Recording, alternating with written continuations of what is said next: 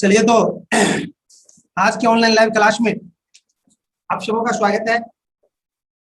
जैसा कि आप लोग को मालूम ही है कि आज हम 10th इकोनॉमिक्स इकाई 3 का जो पॉइंट है आपका ये वस्तु विनिमय प्रणाली में होने वाली कठिनाइयां इसको पढ़ाएंगे। शायद ये भी मालूम है आप लोग को कि आज इसके बाद मात्र एक पॉइंट है, अतः आज उम्मीद है कि इकाई 3 लास्ट हो जाएगा, इसलिए मैंने पहले ही लास्ट लिख दिया। अब वस्तु विनिमय प्रणाली में होने वाली कठिनाई, आपने वस्तु विनिमय प्रणाली पढ़ चुके हैं।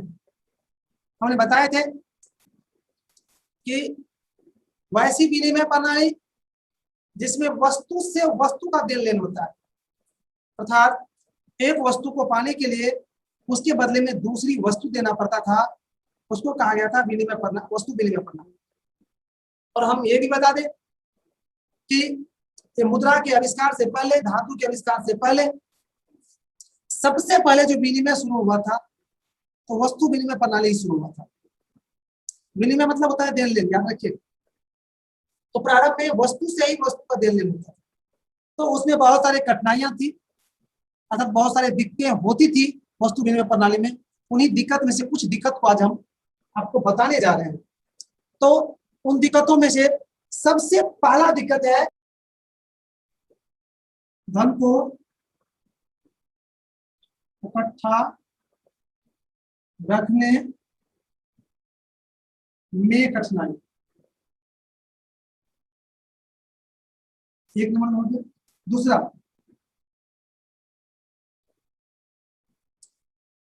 धन को बांटने में कठिनाई।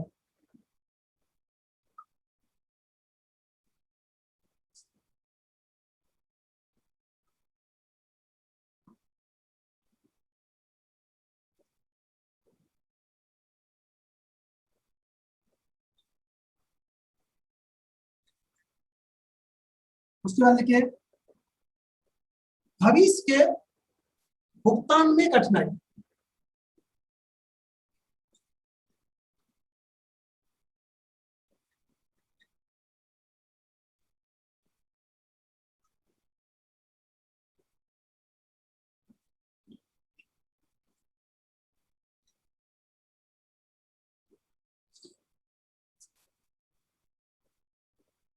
और नेक्स्ट है इच्छा अनुसार वस्तु खरीदने में कठिनाई।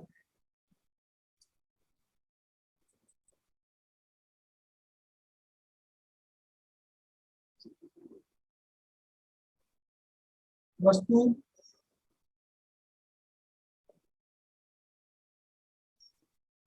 में कठिनाई।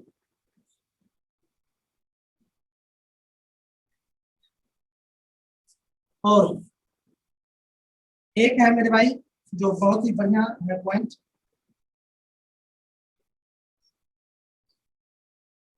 मूल्य के हस्तांतरण में कठिनाई।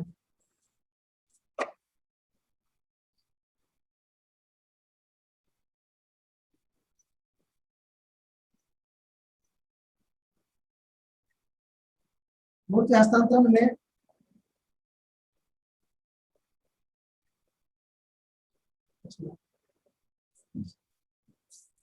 तो यही मोटा मोटी 5 प्रमुख कठिनाइयां हैं जो वस्तु विनिमय प्रणाली में होती थी। इन्हीं 5 को आज एक एक करके पढ़ना है।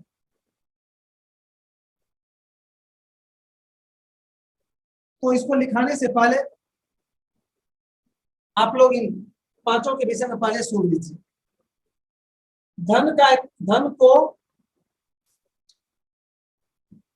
इकट्ठा करने में कठिनाई। जी, जब वस्तु विनिमय चल रहा था तो धन को भी अगर आप इकट्ठा करना चाह रहे थे तो वह रुपया के ही, सॉरी रुपया तो था नहीं, कोई वस्तु के रूप में ही करते थे और वह वस्तु अधिक दिन तक सुरक्षित रह नहीं सकता था, अतः कुछ दिनों के बाद वो खराब हो सकता था। इसलिए अधिक समय तक धन को इकट्ठा करके रखना संभव नहीं हो पाता। धन को बांटने में कठिनाई, ये तो सबसे बड़ी बीमारी थी कि आज भी देखिएगा आप लोग दो भाई जब अलग होता है तो पिता के जो संपत्ति होते हैं तो उसको दो भाग में बांटा जाता है। तो आज बांटना आसान है। अगर एक भी भैंस है, एक भी गाय है, या एक भी घर है तो उसको दो भाग में बांटा जाता है। कैसे? क्या करते हैं तो उसका कीमत लगा दिया जाता है और फिर उस कीमत के आधार पर उसको दो भाग में कर दिया जाता है। लेकिन जब वस्तु विनिमय था तो उसका कीमत लगाया नहीं जाता था। अब एक गाय है तो उसको दो भाग में बांटने में बड़ी दिक्कत होता था। तो ये कठिनाइयां इसमें थी। आज नहीं है कठिनाई, भविष्य भुगतान की कठिनाई, अर्थात कर्ज जो लेता है उस कर्ज को वापस करने में पहले बहुत कठिनाइयां होती थी। क्योंकि कर्ज लिया उसके रूप में फिर जो रिटर्न करेगा तो कोई अनाज ही करेगा, तो वस्तु ही करता था। उसका कोई लेखा जोखा रहता था नहीं कि कितना करे, क्या करे, नहीं करे, या फिर लेखा जोखा रहता भी था उसका सटीक वापस होता नहीं था। इसलिए इसमें दिक्कत होता था। इच्छा अनुसार वस्तु को खरीदने में कठिनाई जी।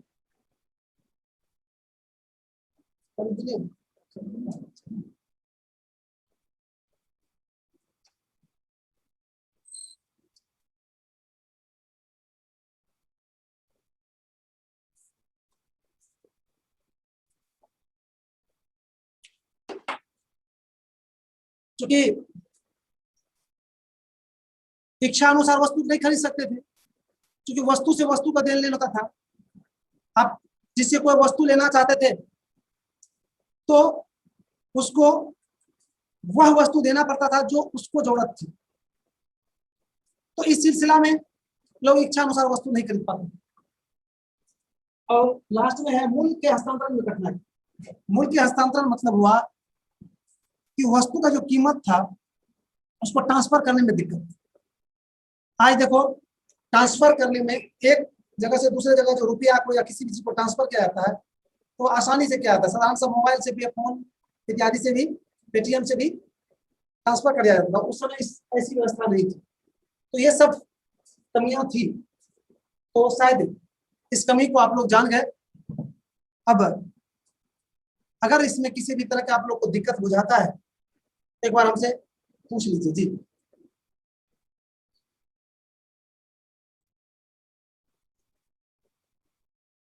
जी सर 5 नंबर में क्या लिखा हुआ है? वस्तु को खरीदने में कठिनाई क्या हुई समझे सर? मूल्य के हस्तांतरण में कठिनाई। सर इच्छा अनुसार वस्तु खरीदने में कठिनाई फिर से बताइए एक बार। अरे आपको लेना है कटहल, मान लीजिए, और आपके पास है चावल, तो बाजार जाइएगा कटहल वाला के पास। तो कटहल वाला को चावल का जरूरत नहीं था, उसको जरूरत था कि जो हमें कपड़ा देगा उसको कटहल देंगे। तो फिर आपको कपड़ा तो नहीं, कटहल तो नहीं मिला। समझ में आ रहा है? इच्छा अनुसार से वस्तु तो नहीं खरीद पाए। आप कटहल नहीं खरीद सकते थे।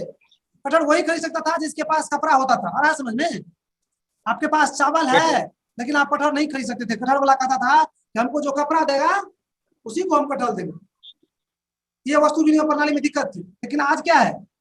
आज मुद्रा, रुपया विनिमय का साधन बन चुका है। आज कोई दिक्कत नहीं है। आज रुपया दीजिए, जो इच्छा है वो आप लीजिए। तो शायद आप समझ गए कि किस तरह से वस्तु विनिमय प्रणाली में कठिनाइयां होती थी। अरे मेरे भाई, एक नंबर के धन को इकट्ठा रखने में कठिनाई। देखे जाए जी, धन को इकट्ठा करने में कठिनाई। वस्तु विनिमय प्रणाली में धन को वस्तु के रूप में इकट्ठा करके रखा जाता था, जो कुछ दिनों के बाद खराब हो जाता था। अतः धन को इकट्ठा करके रखने में इस प्रणाली में काफी दिक्कत होती थी। उसके बाद दूसरा, धन को बांटने में कठिनाई। वस्तु विनिमय प्रणाली में किसी वस्तु को दो भाग में सही विभाजन करने में दिक्कत होती थी, क्योंकि वस्तु के रूप में दो या दो से अधिक रूप में भागों में किसी वस्तु को बांटना काफी मुश्किल काम होता है। उसके बाद भविष्य भुगतान में कठिनाई। भविष्य मतलब वही ऋण के भुगतान। वस्तु विनिमय प्रणाली में लिए गए ऋण को उचित रूप में वापस करने में काफी दिक्कत होती थी। इच्छा अनुसार वस्तु खरीदने में कठिनाई। वस्तु विनिमय प्रणाली में वस्तु को पाने के लिए वस्तु देने वाले को उसकी इच्छा अनुसार वस्तु देना पड़ता था। अगर उसकी इच्छा अनुसार वस्तु आप नहीं देते तो वह वस्तु आपको नहीं दे सकते थे। अतः हम कह सकते हैं कि वस्तु विनिमय प्रणाली में इच्छा अनुसार वस्तु खरीदने में कठिनाई होती थी। लास्ट है मूल के हस्तांतरण में कठिनाई। वस्तु विनिमय प्रणाली में किसी वस्तु की कीमत को एक व्यक्ति से दूसरे व्यक्ति में हस्तांतरण करने में काफी दिक्कत होती थी। तो इस तरह से हमने वस्तु विनिमय प्रणाली में जो होने वाली प्रमुख 5 कठिनाइयां थी उसको मैंने समझाने दिखाने का प्रयास किया। और अब आज हम आगे नहीं बढ़ पाएंगे क्योंकि आपका समय समाप्त हो रहा है। अतः आज की क्लास को हम यहीं पर विराम देंगे।